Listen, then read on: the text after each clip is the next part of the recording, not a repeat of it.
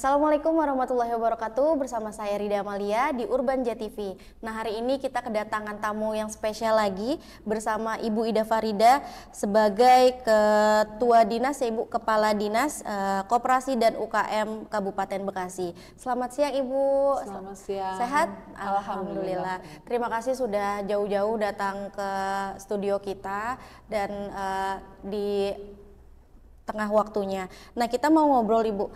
Untuk di sini kan Dinas Koperasi dan UKM Kabupaten Bekasi, khususnya Kabupaten Bekasi. Sebenarnya tujuan koperasi ini kan umumnya itu adalah mewujudkan masyarakat adil dan yang sejahtera ya Bu ya. Bagaimana masyarakat Kabupaten Bekasi bisa sejahtera, bisa makmur dan juga berkat andil dari Dinas Koperasi dan UKM sendiri. Nah, bagaimana sih Bu untuk pertumbuhan koperasi di Kabupaten Bekasi ini? Baik, terima kasih. Kalau bicara tentang koperasi, kita bicara lembaganya dulu ya. Nama dinasnya adalah Dinas Koperasi UMKM Kabupaten Bekasi. Jadi kita membawahi ada koperasi, ada UMKM. Nah, koperasi yang ada di kita memang ini mengalami pertumbuhan yang cukup signifikan dari tahun ke tahun. Dari 1.500 sekarang ada 1.800 koperasi. Nah, di 1.800 koperasi kan dia punya pasukan. Ya. Kalau koperasi karyawan ini jumlah anggotanya bahkan ada yang ribuan. Standar dari sebuah koperasi itu kan anggotanya 20. Tapi di kabupaten sendiri itu jumlahnya luar biasa karena ada koperasi karyawan, ada koperasi masyarakat, ada koperasi simpan pinjam, ada koperasi pegawai. Nah, pegawai itu ada koperasi guru, koperasi seperti kami nih yang berbaju coklat ya, koperasi pegawai negeri. Ada seperti itu. Kalau untuk peserta yang 2000-an itu mungkin di perusahaan-perusahaan besar ya Bu? Di perusahaan-perusahaan besar. Lihat aja KPPD, koperasi yang ada di Pemda berapa jumlahnya. Tentunya berbanding lurus dengan jumlah pegawai yang ada ya, lumayan besar juga. Karena di Kabupaten Bekasi sendiri juga mungkin cukup banyak ya Bu PT-PT besar. Alhamdulillah pertumbuhan koperasi ini kita selalu tingkatkan, di mana kita mengeluarkan surat edaran agar seluruh perusahaan-perusahaan memberikan fasilitasi untuk keberadaan koperasi di perusahaan-perusahaan. Jadi bukan hanya fasilitasi dari infrastruktur, tapi bagaimana perusahaan ini bisa menjalin kerjasama dengan koperasi. Karena kan endingnya juga kesejahteraannya untuk anggota koperasi itu sendiri. Kemudian juga dari Serikat Pekerja, alhamdulillah ya, pertama kali mengadakan seminar untuk mungkin di Indonesia ya baru kali ada. Nah, ketika seminar kita bicara juga bagaimana prospek ke depan. Ya, mungkin dari mereka juga bisa mendirikan koperasi. Karena koperasi ini bisa menjadi media untuk bagaimana adanya bisnis-bisnis yang bisa dilakukan, baik di internal koperasi maupun koperasi dengan koperasi maupun koperasi dengan UMKM atau koperasi dengan pihak ketiga. Karena sesungguhnya koperasi itu kan sudah berbadan hukum, jadi bisa melakukan berbagai aktivitas, bukan hanya kegiatan hanya simpan pinjam. Kalau simpan pinjam sedikit ya, tapi bagaimana koperasi itu bisa berbisnis. Contoh untuk koperasi karyawan, kalau yang punya karyawannya ribuan, cateringnya dikelola oleh koperasi, jemputannya bisa dikelola oleh koperasi, banyak hal. Tentunya ini mekanismenya adalah bisnis to bisnis, silahkan dibicarakan. Kalau itu misalnya bisa diserahkan ke koperasi, di mana koperasi karyawan ada di perusahaan tersebut, nah, endingnya kan di akhir tahun kan akan memberikan kesejahteraan juga bagi karyawannya. Ada bonus dari perusahaan, ada pembagian hasil usaha dari koperasi. Nah, kita berharap seperti itu. Di tempat yang lain juga mungkin adanya kolaborasi dengan pelaku-pelaku UMKM. Saya kayak di Mulia Keramik. Mulia Keramik itu kan punya anggotanya banyak sekali. Nah, ada toko-toko yang mereka bermitra dengan UMKM kita. Jadi UMKM mengisi produk-produknya. Silahkan mereka berbisnis, itu internal mereka ya. Kami hanya fasilitasi bagaimana untuk market dari UMKM juga bisa, koperasi juga tentunya terbantu. Jadi tidak ada lagi yang disuplai di luar lingkungan itu. Jadi betul-betul bisa memberikan multiplier efek bagi semua. Seperti Berarti karyawannya juga bisa membangun bisnis di Iya, dalam itu sendiri ya Bu ya? di dalamnya karyawan itu bisa membangun bisnis ya. Jadi automatically mereka sebagai karyawan mereka juga sebenarnya pelaku UMKM. Kemudian bagi pelaku-pelaku UMKM ini ada juga yang mereka mempersiapkan dirinya masuki masa purna. Mereka kan diberikan pelatihan, jadi orang nggak power syndrome ya. Kalau udah pensiun saya ngapain gitu. Nah ternyata di koperasi-koperasi karyawan mereka mempersiapkan itu, diberikan skill dan lain sebagainya, yang nanti hasilnya juga bisa mereka berkontribusi bagi koperasi sendiri. Ada juga yang mereka yang berbisnis, ada yang sudah punya hotel, kemudian punya kontrakan, kemudian juga dilihat peluang-peluang pasar yang mungkin bisa dilakukan oleh koperasi itu sendiri. Berarti ketika sudah pensiun dan masih butuh banyak lagi pemasukan, dia tidak bingung ya Bu, karena sebelumnya sudah diberikan pelatihan. Iya, sudah diberikan pelatihan dan marketnya juga jelas. Jadi dari hasil pelatihan itu kan kemana mereka harus menjual, nah ternyata diterima lagi oleh koperasi. Misal ada juga koperasi yang memang mengkhususkan ya. Jadi ada anggota-anggotanya itu yang khusus purna. Mereka yang memang sudah pensiun dan yang mengelolanya itu adalah dari pengurusnya itu memang mereka adalah pengurus-pengurus yang ada di perusahaan yang sudah masuki masa pensiun juga. Tentunya mereka mempunyai naluri bisnis yang begitu kuat, peluang-peluang usahanya. Nah itulah yang mereka lakukan. Mereka dengan jemputan, kemudian jasa angkutan dan sebagainya. Yang kalau pertemuan malah mereka sudah konsepnya digitalisasi. Anggotanya itu bisa bertemu setahun 2 kali dan mereka kan dari berbagai daerah. Jadi mereka udah langsung ditransfer sisa hasil usahanya itu dalam setahun 2 kali. Betul-betul mereka dibikin happy dengan keberadaan koperasi. Berarti mobile juga ya Bu ya? Iya. Perlu repot juga. Dan nggak kaleng-kaleng ya, SAU-nya itu ada yang sampai 12 juta, 14 juta per orang. Tahun? Per tahun. Dan dilakukan 2 kali. Biasanya kan RAT hanya 1 kali. Mereka melakukan pertemuan itu 2 kali untuk pembagian sisa hasil usaha. Jadi betul-betul yang dipikirkan mereka bukan koperasi pinjaman, tapi koperasi untuk bagaimana memperluas bisnis. Nah kami juga dari pemerintah Kabupaten Bekasi dalam hal ini Dinas Koperasi UMKM mempertemukan peluang-peluang bisnis. Jadi ada koperasi yang kita pertemukan dengan koperasi, ada koperasi dengan UMKM, ada koperasi dengan pihak ketiga.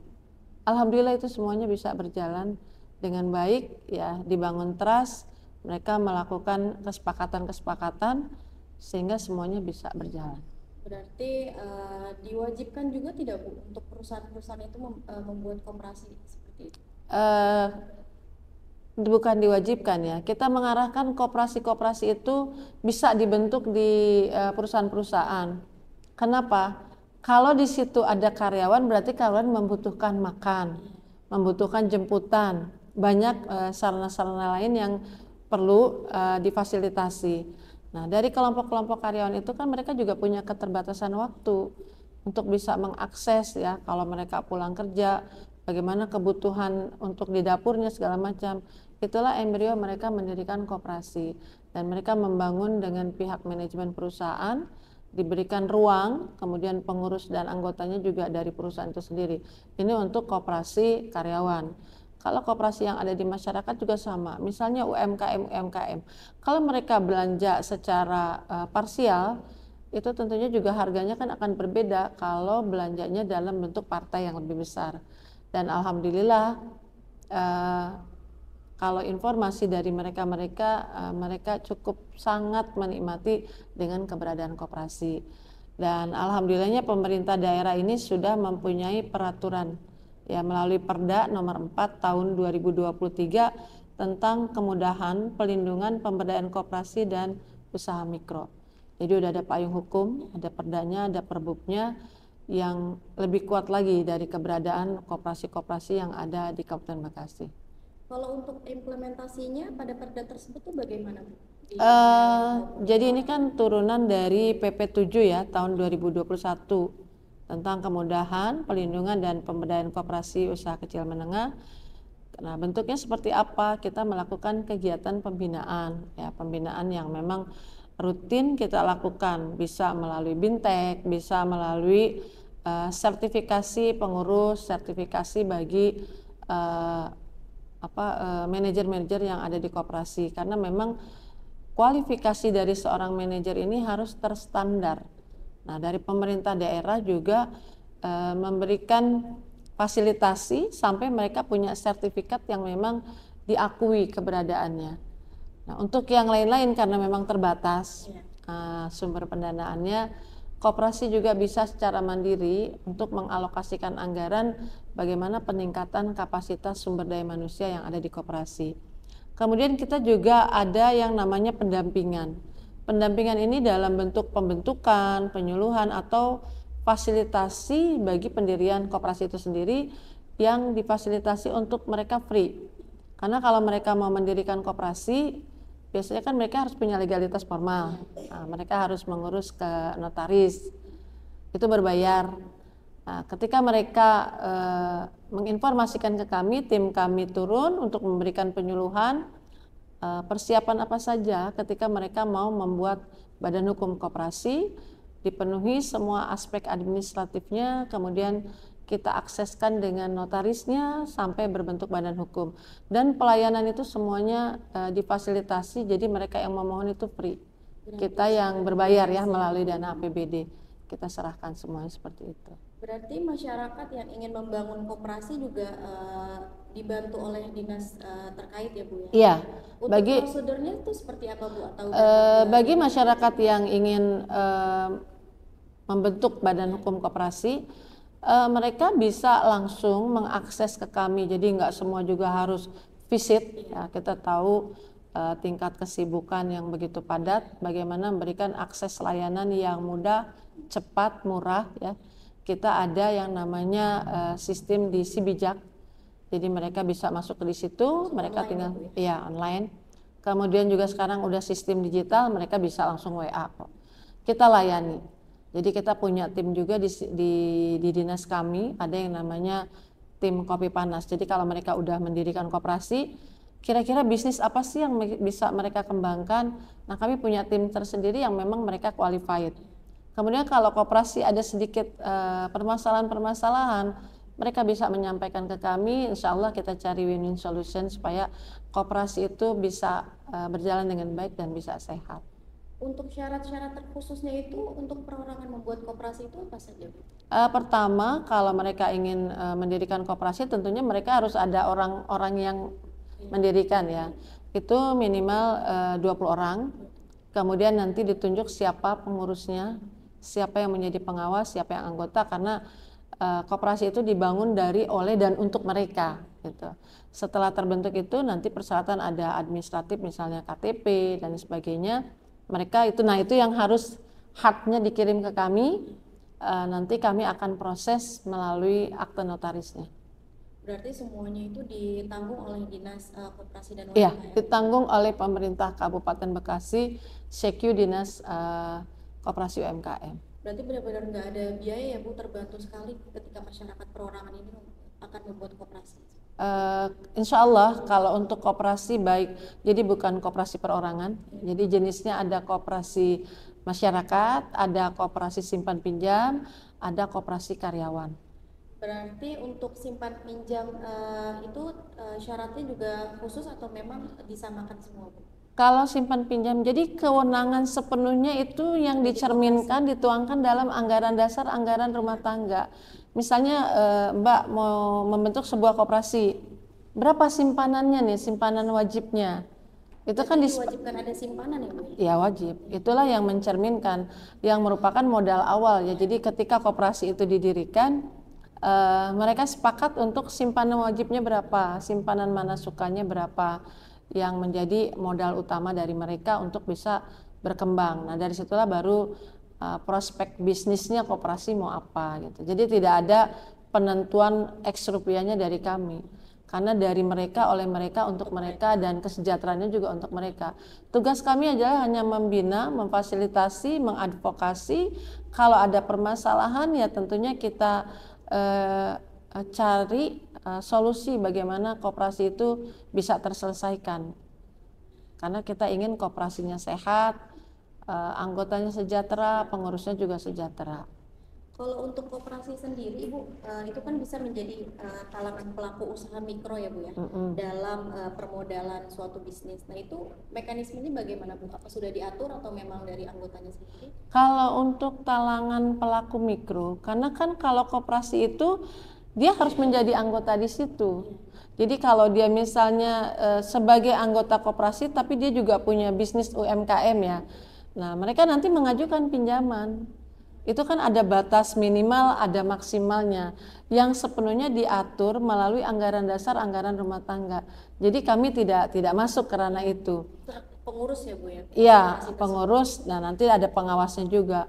Kalau untuk permodalan yang memang terfasilitasi, misalnya ada kredit mesra melalui Bank BJB atau perbankan yang lain, itu kita khususkan untuk UMKM. Kalau untuk koperasi sendiri mereka bisa mengakses permodalannya itu ke LPDB. LPDB ini lumayan ya, dengan rate-nya sekitar 3% lebih per tahun. Ada beberapa koperasi yang sudah bisa mengakses dan bisa mendapatkan pinjaman itu kurang lebih 7 miliar, 5 miliar yang mereka kelola di internal mereka. Untuk pengawasannya dari OJK sendiri? Ada yang dari OJK, ada juga yang memang dari mereka sendiri. Sebagai contoh misalnya koperasi guru ya, koperasi guru ini kan sekolah-sekolah mereka membentuk koperasi. Nah, dari koperasi-koperasi primer mereka membentuk koperasi sekunder. Induknya di koperasi sekunder, ketika mereka memang memerlukan, koperasi pegawai perlu suntikan modal, mereka pinjam ke koperasi sekunder. Ya lumayan juga ya, mereka dapat kemudahan karena kalau di situ nggak seperti di perbankan lama gitu. Kalau di situ mereka cukup bisa pinjam, nilainya ya ada yang 200 juta, ada juga yang 1 miliar. Tapi dihitung juga akumulasi dari proses bisnisnya, kira-kira mereka bisa mengembalikan atau tidak.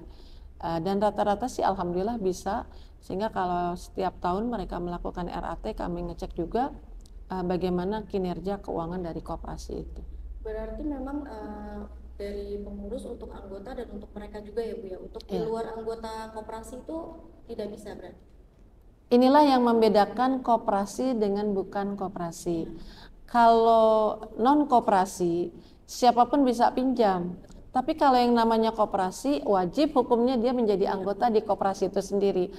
Kalaupun dia meminjam pada koperasi yang lain, itu berarti ada pola kemitraan. Koperasi dengan koperasi. Ada juga koperasi dengan koperasi sekundernya. Jadi kalau untuk perorangan itu namanya bukan koperasi. Berarti benar-benar memang untuk mereka pribadi sendiri seperti itu ya. Iya. Nah, kalau misalkan ada perselisihan Ibu di koperasi, misalkan pengurusnya berselisih atau berdebat segala macam, untuk dinasnya sendiri bagaimana?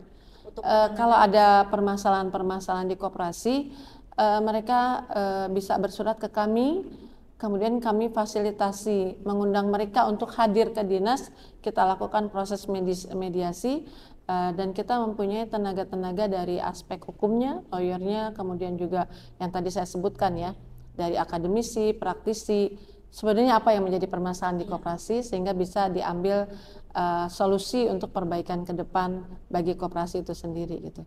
Untuk saat ini kan memang yang paling banyak anggotanya itu dari perusahaan-perusahaan yang memiliki karyawan ya, Bu ya. Kalau untuk koperasi lainnya seperti di desa atau di unit-unit masyarakat itu bagaimana, Bu?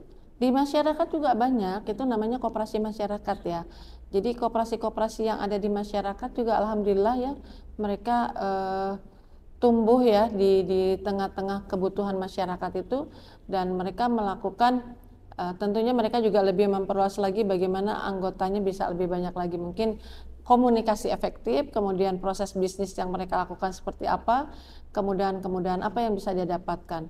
Jadi tolong dirubah mindsetnya kalau bicara tentang koperasi, jangan tempat minjam. Iya. Gitu kan, seolah kalau apa sih kalau ditanya koperasi tempat ngutang, gitu bukan ya, sebenarnya. Karena awal muasal koperasi berdiri itu filosofinya adalah menyelesaikan permasalahan dari 20 orang itu yang terlilit dengan masalah keuangan, mereka bahu-membahu untuk menyelesaikan, teman-temannya itu bisa terselesaikan, nah itulah berbentuk koperasi gitu. Jadi bukan lagi kalau saya masuk koperasi berarti saya bisa minjem, enggak. Tapi bagaimana kita besarkan koperasi menjadi perusahaan yang miliknya kita bersama, kita sendiri ya. Kita sendiri yang harus bisa membesarkan. Jadi jangan lagi kalau saya sebagai anggota koperasi kebetulan koperasi konsumen ya. Saya nggak perlu belanja di luar. Saya pesan aja di koperasi itu kebutuhan-kebutuhan dapur saya. Jangan bandingkan harganya. Kalau ada disparitas juga mungkin nggak terlalu besar. Ya kita bayangkan kalau kita beli ke tempat yang lain, ada kelebihan dan biasanya cash. Iya, betul. Cash kan kalau kita belanja di tempat lain. Ada kembalian suka diminta untuk donasi kan. Iya, sama aja sebenarnya. Ya, tapi kalau di koperasi tidak seperti itu. Kita belanja di koperasi, kebutuhannya apa kita terima barangnya. Ini di perusahaan-perusahaan juga kayak gitu. Nanti tinggal dipotong gaji. Tapi udah tahu kalau saya belanjanya paling banyak, nanti SAU saya juga paling banyak. Gitu. Karena keuntungan ini akan didistribusikan kembali ke anggota. Berarti untuk koperasi masyarakat sendiri itu banyak sekali anggotanya yang ibu rumah tangga ya Bu ya? Iya, ada yang ibu rumah tangga, ada yang kelompok-kelompok yang ada di lingkungan sekitar. Enggak harus rumah tangga juga. Jadi kelompok-kelompok itu yang mereka punya kesamaan visi misi gitu. Nah, kalau kita punya uang sendiri kayaknya agak sulit, tapi bagaimana kita membentuk koperasi sehingga memudahkan. Misalnya koperasi sebatik. Itu kan mereka memang bisnisnya untuk produk UMKM, untuk batik gitu. Jadi mereka membentuknya itu untuk kebersamaan. Jadi bukan hanya koperasinya, UMKM-nya juga. Ya insya Allah kalau mindsetnya sudah dirubah, jadi dia menganggap koperasi ini perusahaan aku gitu loh. Jadi aku harus membesarkan perusahaan itu. Jadi harus punya rasa kepemilikan yang kuat. Sense of belonging terhadap koperasi itu perlu bagi seluruh anggota-anggotanya. Jangan berpikiran kalau ngutangnya ke koperasi, kalau belanjanya keluar. Nah ini nggak fair. Jadi kalau pinjamnya di koperasi, belanjanya di koperasi, pengawasnya juga mempunyai integritas, anggotanya juga punya, apalagi pengurusnya mempunyai integritas yang baik, menjalankan roda dalam bisnis koperasinya itu secara amanah, terjalin komunikasi yang baik, insya Allah semuanya juga akan happy. Insya Allah untuk mensejahterakan anggota Ya, dari, oleh, dan untuk mereka. Nah untuk kepengurusannya Ibu, itu yang memilih dari dinas sendiri atau memang dia yang mengusung pribadi? Kita kembali lagi, filosofi dibentuknya koperasi itu adalah untuk kepentingan mereka. Kami hanya fasilitasi dari aspek legalitas formal, kemudian juga dari aspek bagaimana koperasi ini bisa lebih berdaya lagi, bisa lebih meningkat lagi dalam kegiatan-kegiatannya. Itu saja. Kalau untuk menentukan siapa yang menjadi anggota, siapa yang menjadi pengurus, siapa yang menjadi pengawas, itu berada pada internal mereka. Misalnya ketika mereka membahas tentang RAT ya, rapat anggota tahunan, ini kan wajib mereka melakukan itu, kita akan memberikan pengarahan. Bagaimana setelah mereka memberikan informasi tentang kinerja keuangan. Nah ini yang harus mereka mengkritisi terhadap komitmen-komitmen yang sudah mereka sepakati. Kemudian ke depannya mereka punya mimpi apa? Ini kan mimpinya dibangun bersama-sama sesuai dengan visi misi mereka. Pada tahapan proses pembahasan kami tidak punya hak suara. Jadi kami harus keluar, termasuk juga dalam proses pemilihan siapa yang menjadi anggota, siapa yang menjadi ketua, bendahara atau pengawas, itu semuanya ada pada mereka. Kalau untuk dari dinas sendiri, apa punya kegiatan rutin Bu untuk mensejahterakan koperasi, untuk mengembangkan koperasi yang memang mungkin ada seminar atau pelatihan, itu ada kegiatan rutin kan Bu? Kita ada kegiatan rutin kita yang dilakukan untuk periode selama 1 tahun.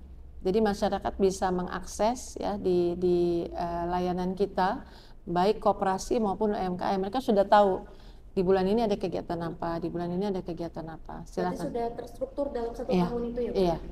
Dan kita juga bermitra dengan Dekopinda ya, mereka untuk bisa mengkomunikasikan.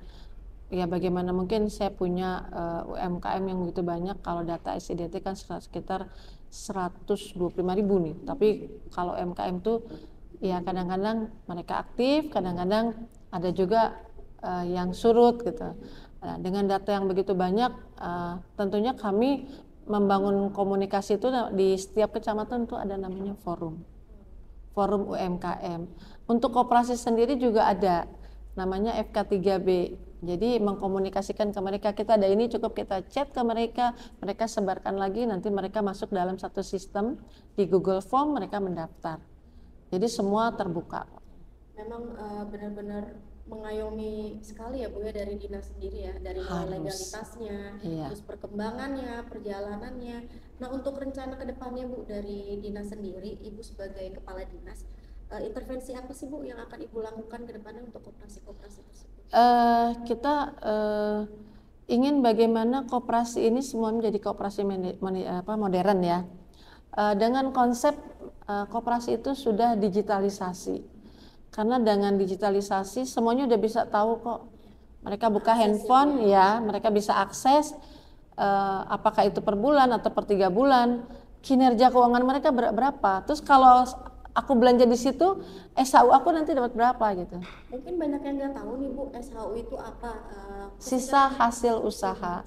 Jadi dari proses bisnis ada yang cukup besar ya, misalnya aset mereka ada yang sampai 80 miliar. Kemudian SHU mereka yang akan dibagikan di atas 20 miliar ada yang 14 miliar. Ini relatif ya. Itu yang dibagi rata ke anggotanya atau memang pengurusnya saja Bu? itu dibagi ke semua anggota. Oh, sebagai Semua anggota. berarti untuk kepengurusannya sendiri itu memiliki gaji tersistem juga ya? Bukan gaji ya, mungkin kayak insentif ya, insentif. Bagi hasil. Iya, jadi mereka kesepakatan sendiri nih diberikan berapa, jadi semua mendapatkan sesuai dengan proporsinya. Jadi kalau ibu jadi anggota belanjanya sedikit ya jangan minta SHU-nya besar dong. Itu yang paling banyak ya paling banyak juga. Pernah kami hadiri ada salah satu koperasi karyawan, itu mereka nggak ambil-ambil ya. Dalam 1 tahun akumulasi mereka bisa ratusan juta, mereka bisa beli mobil karena dia rajin melakukan simpanan mana sukanya ya. Jadi luar biasa gitu. Lebih baik saya nyimpannya di koperasi gitu. Karena memang dengar cerita juga nih Bu, ada beberapa orang yang memang kalau misalkan setiap bulan itu beli beras, beli minyak atau kebutuhan rumah tangganya itu di koperasi itu ya, dan mungkin limitnya itu juga semakin besar ya Bu ya? Iya, kalau dilakukan melalui proses bisnis sesuai dengan kebutuhan dari anggota itu bisa diperluas lagi. Jadi misalnya ada koperasi, saya butuh motor, nggak usah ke dealer. Iya. Koperasi menyediakan. Saya butuh mobil, koperasi menyediakan. Tentunya nanti ada bentuk kerjasama dengan bendahara ya. Kemampuan finansialnya berapa ya, nggak bisa dipotong semua dong. Dia harus dihitung juga transportnya untuk keluarganya, cicilannya berapa. Jadi realnya layaknya tuh dia mendapatkan pinjaman tuh berapa. Tapi ada syarat khusus nggak sih Bu untuk peminjaman seperti itu di anggota koperasinya sendiri? Atau Saya kembalikan lagi itu kepada anggaran dasar dan anggaran rumah tangga. Jadi kami tidak memberikan persyaratan-persyaratan. Ya layaknya kalau orang mau pinjam kan harus dicek dulu iya, betul. likuiditas keuangan ya. Jangan sampai dia hanya bisa pinjam tapi nggak bisa mulangin. Nah ini bahaya. Makanya saya sarankan juga bagi koperasi-koperasi yang ada di Kabupaten Bekasi melakukan kegiatan misalnya pinjaman kepada anggota ya bermitra lah dengan bendahara, apakah itu bendahara di perusahaan atau bendahara di dinas, di perangkat daerah. Dilihat itu kan sudah real ya, pendapatan mereka berapa, kemudian mereka udah punya pinjaman di mana aja. Kalau mereka mau pinjam di koperasi, kira-kira memungkinkan nggak untuk cicilannya itu. Jangan sampai mengorbankan dari anggota-anggota yang lain, karena uang yang dihimpunnya juga adalah uang bersama.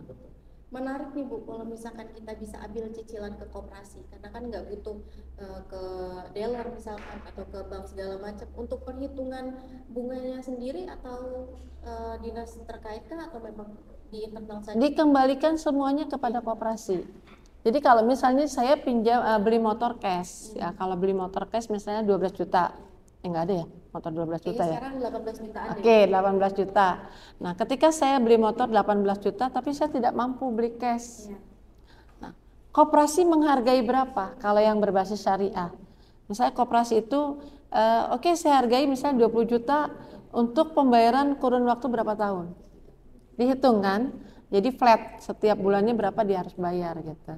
Dia punya motor, tinggal dihitung dari gaji langsung dipotong seperti itu. Berarti sangat membantu ya Bu ya? Sangat-sangat membantu. Kalau koperasi itu dari anggota ke pengurusnya juga nggak berbelit-belit ya. Kalau mereka ada kebutuhan yang mendesak, ya tinggal mereka bicara, kemudian nanti dari pengurus akan membahas layaknya dikasih berapa mereka pinjaman. Bahkan ada juga yang koperasi yang sudah maju nih kayak BMI, itu bisa untuk pembelian rumah. Pembelian rumah karena memang sudah hampir mendekati T. Itu ada di Kabupaten Bekasi? Ada di Kabupaten Bekasi, dan dia punya kantor pusatnya di Jakarta. Jadi koperasinya tersebar. Jadi kalau melaksanakan ERT-nya itu ya lumayan sih, di atas 200 miliar dia biaya operasionalnya, dari anggotanya begitu banyak. Iya, dia mungkin itu ya, ribuan, dan memimpikan ingin punya perbankan. Dan kami juga sudah mendirikan koperasi sekunder dari koperasi-koperasi karyawan, cuman mereka masih mencari modelnya seperti apa. Kalau kita lihat dari perputaran bisnis koperasi ini, dengan adanya perusahaan terbesar di Asia Tenggara itu di atas 1 triliun. Bukan tidak mungkin koperasi itu bisa mendirikan rumah sakit, koperasi yang punya mall, koperasi yang punya perguruan tinggi, itu kan akan lebih mudah bagi anggota-anggotanya, ataupun dari di luar itu mungkin aksesnya lebih mudah ya mereka. Karena kalau kita lihat di luar kayak IKEA itu sebenarnya kepemilikannya koperasi. Iya, ada di penerbangan itu dari mulai catering apa semua dikelolanya oleh koperasi. Makanya kan IKEA juga sebenarnya punya restoran sendiri ya untuk karyawannya. Iya. Itu termasuk dalam koperasi tersebut? Koperasi yang mereka kelola sendiri. Di kita pun banyak ya. Kita ada yang namanya pemilihan koperasi award setiap tahun, dari jumlah 1.800 mengecil lagi 800 sampai dengan 200 kita pilih koperasi-koperasi yang berkinerja keuangannya baik ya. Ada sekitar 30-an. Salah satu poin dari kinerja keuangan koperasi itu adalah pola-pola kemitraan yang dia bangun. Itu juga membangun trust antara koperasi dengan perusahaan. Jadi cateringnya sudah diambil oleh koperasi, jemputannya diambil oleh koperasi, dan banyak misalnya seragamnya dalam 1 tahun tuh berapa kali itu diserahkan ke koperasi. Jadi kalau Mbak lihat, ada nggak koperasi yang punya hotel? Ada nggak koperasi yang punya kos-kosan? Ada. Jadi tergantung dari kebutuhan dari anggotanya itu sendiri. Nah, terakhir nih Bu, untuk Dinas Program Koperasi dan UMKM, untuk kedepannya itu apa yang akan diberikan, atau motivasi-motivasi untuk anggota atau pengurusnya agar lebih semangat lagi, yang tadi Ibu bilang bisa mendapatkan reward, itu mungkin closing statement Bu para anggota dan pengurus. Iya, jadi kita berharap untuk koperasi-koperasi yang ada di Kabupaten Bekasi maupun UMKM teruslah optimis, bangun komunikasi dan kerjasama yang baik, karena semua yang dilakukan oleh koperasi ataupun UMKM, setiap tahun kita akan melakukan penilaian dan kita berikan apresiasi. Untuk UMKM kita berikan juga untuk pola-pola pemagangan, kemudian juga mekanisme kerjasama, dan sampai ke produk mereka bagaimana bisa ekspor. Untuk koperasi tahun ini kita hanya baru bisa memberikan reward ya dalam bentuk X rupiah. Kita pengen itu ditingkatkan lagi, kemudian kita pengen juga melakukan kegiatan pemagangan biar mereka bisa melihat koperasi-koperasi yang lebih maju lagi, yang memotivasi, mendorong mereka bahwa mengelola koperasi itu asik, mengelola koperasi itu kalau kita penuh amanah, anggota itu semua sejahtera, itu kan merupakan nilai ibadah yang tidak terhingga. Bagaimana melihat anggota bahagia, bisa menyekolahkan anaknya, akses kesehatan bisa didapatkan melalui koperasi. Ini bukan hanya mencari dunia ya Bu. Bukan hanya mencari dunia, semuanya akhirat pun dapat. Jadi kalau nawaitunya adalah bagaimana saling tolong menolong sesama anggota di koperasi. Ini luar biasa ya, kita melihat pernah kami ajak juga mereka melihat dari embrio yang kecil sampai dia punya anggota ribuan, sampai untuk bisnis tadi, fasilitasi untuk rumah segala macam, sampai diberikan fasilitasi dari pemerintah aja mereka tolak. Kalau mereka bisa, Anda kenapa nggak bisa? Sama kan? Sama-sama manusia, punya dua kasih waktu sama Tuhan, itu tetap 24 jam, nggak ada yang lebih kan? Kemudian makannya juga sama, orang Indonesia sama kan? Rata. tinggal bagaimana mereka bisa mengeksplor, mereka bisa berinovasi, lakukan yang terbaik. Itulah wadah bagaimana kita mencari pahala. Jadi bikin di koperasi itu asik, menyenangkan, dan endingnya itu bikin happy. Karena kalau kita happy, insya Allah umur kita juga jadi panjang. Betul, akhirat pun Insya Allah dapat. Dan alhamdulillah teman-teman sudah di akhir podcast kita hari ini. Terima kasih banyak Ibu Ida sudah hadir. Terima kasih juga untuk teman-teman yang nonton. Kita juga jadi tahu nih kalau misalkan koperasi itu sangat mensejahterakan bagi pengurus dan anggotanya. Dan tidak hanya dapat dunia, tapi insya Allah kita akan dapat akhirat karena saling tolong menolong. Mungkin itu saja, sekian dari saya Rida Amalia dan Ibu Ida Farida. Terima kasih. Wassalamualaikum warahmatullahi wabarakatuh. Waalaikumsalam warahmatullahi wabarakatuh. Terima kasih.